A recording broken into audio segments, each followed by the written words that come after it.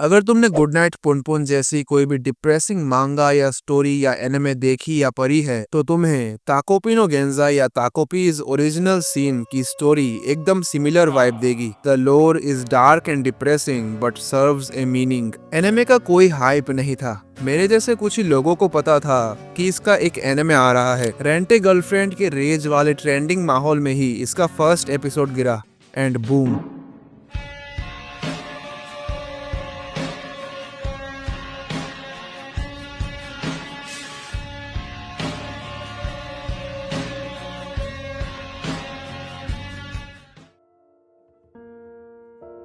चारों तरफ ये छा गया।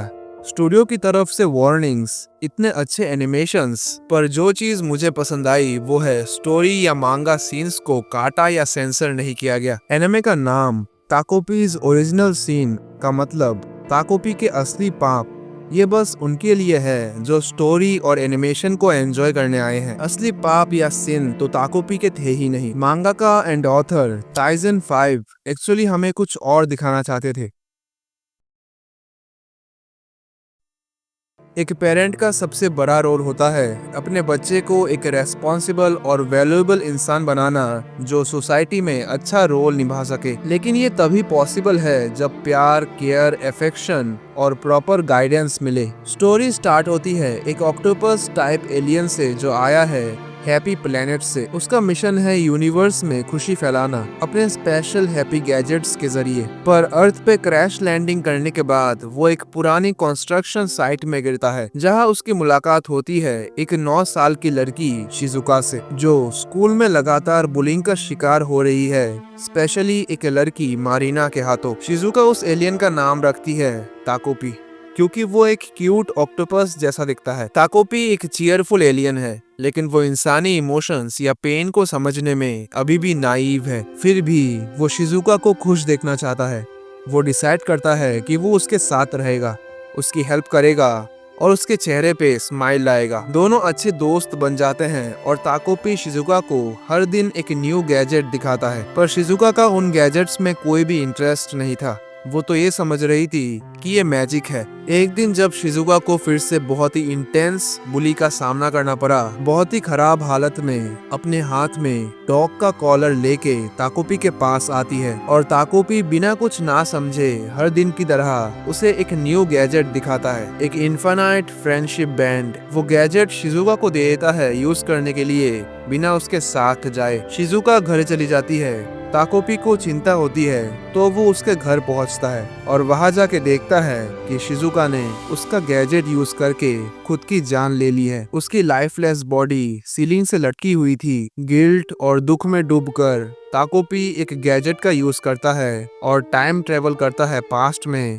ताकि वो सब कुछ ठीक कर सके।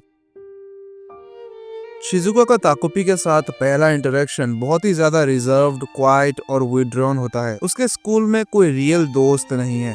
मारीना उसे रोज फिजिकली और मेंटली टॉर्चर करती है। गालियां देना, चीजें तोड़ना, मारना और कहना कि तुम्हारी कोई परवाह नहीं करता, मर जाओ। शिजुका किसी से हेल्प नहीं मांगती। जब आजुमा हेल्प ऑफर करता है स्टूडेंट काउंसिल में बुलिंग का इशू उठाने के लिए, शिजुका मना कर देती है क्योंकि उसे लगता है कुछ भी चेंज नहीं होने वाला। ये होपलेसनेस दिखाता है कि वो अपने लिए कोई प्यार या एक्सेप्टेंस एक्सपेक्ट नहीं करती। उसकी फैमिली वैसे ही उसे तोड़ चुकी है। माँ फैशन डिजाइनर है लेकिन हमेशा बिजी या एब्सेंट रहती है। पेरेंट्स का प्यार ना मिलने की वजह से शिजुका फिजिकली और इमोशनली दोनों तरह से नेग्लेक्ट फील करती है। बहुत स्किनी, खुद पर कम भरोसा होना, एंजाइटी, डिप्रेशन, सब कुछ दिखाता है कि वो इनविजिबल फील करती है। अगर उसकी माँ थोड़ी प्रेजेंट होती तो शायद शिजुका मारीना से अपने आप को डिफेंड करती और शायद अपनी जान नहीं लेती।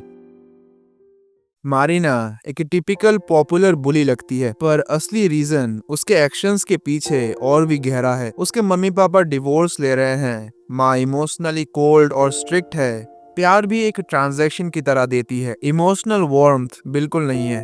इस वजह से मारीना अपने इमोशंस को दबाना सीख गई है। उसके पापा जब घर पे होते हैं तो माँ के साथ चिल्लाते रहते हैं और जब उसके पापा घर पे नहीं होते तो वो शिजुका के माँ के साथ होते हैं। जब ताकोपी मारीना को मार के उसकी जगह ले लेता है तो उसे एक पुरानी फोटो एल्बम मिलता है एंड इसी वजह से मारीना शिजुका से नफरत करती है क्योंकि शिजुका की माँ ने उसकी हैप्पी फैमिली को तोड़ दिया। जब एपिसोड 5 में ताकोपी को अपने पास्ट के मेमोरीज याद आते हैं, जहां हम देखते हैं मारिना एक्सीडेंटली अपने माँ को मार देती है, तभी वो यही कहती है कि काश वो 4th स्टैंडर्ड में शिजुका को मार देती। और यही बात सुन के ताकोपी अपने प्लेनेट में जाके क्लॉक का यूज करके पास्ट में जाता है शिजुका को मारने। 久世静香を殺さなきゃ。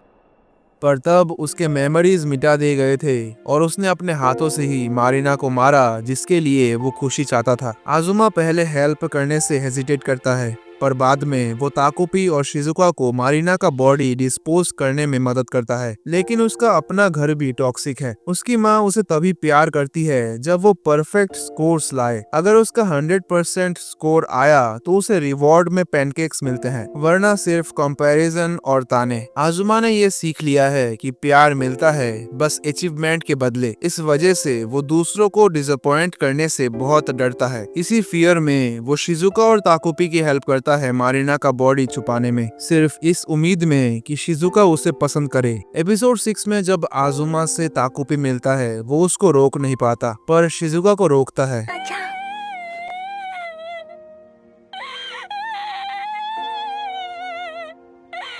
ताकोपी अपने हैप्पी पावर्स को यूज करके उस टाइम ट्रैवल वाले गैजेट को यूज करता है, सब कुछ एक बार फिर से ठीक करने और तीनों के चेहरे पे स्माइल लाने। वो पास्ट में जाता है और शिजुका, मारिना और आजुमा से मन में ही बात करता है। जैसा जो चल रहा था वैसा ही चलने देता है। इस बार वो कुछ भी छेड़छाड़ नहीं करता, पर एक पेपर पे ताकोपी का ड्राइंग देखकर मारिना और शिजुका रोने लगते हैं। और लास्ट में ताकोपी सबसे यही कहता है कि सब ठीक से बड़े हों। ऑथर ने जानबूझकर मांगा का नाम ऐसा रखा ताकि हम सोचे गलती असली में किसकी थी, या क्या ये बच्चे पहले से ही उस एनवायरनमेंट में फंस चुके थे जहां उनके पास कोई ऑप्शन ही नहीं था। ये स्टोरी बताती है कि बुरे बच्चे पैदा नहीं होते, उन्हें बनाया जाता है। जब उनके पेरेंट्स उन्हें इमोशनल सिक्योरिटी नहीं देते, प्यार नहीं देते या उन्हें सुनते नहीं, तब ये बच्चे या तो विक्टिम बनते हैं या बुली। शिजुका की माँ उसके लिए प्रेजेंट नहीं थी।